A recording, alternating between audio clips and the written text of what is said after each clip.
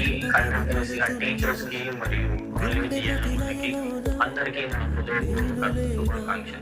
ఈ sports culture వచ్చేసరికి జిల్లా రావడమే కాదు, దాంతో పాటు వీళ్ళ నుంచి శిశువులకి ఏదైనా ఇచ్చేసి వాళ్ళ నుంచి ఒక 20,000 ఈ సంవత్సరం స్పోర్ట్స్ తో పాటు కల్చర్ తో పాటు సోషల్ సర్వీస్ చేస్తారని చెప్పేసి మేము అనుకుంటున్నాం.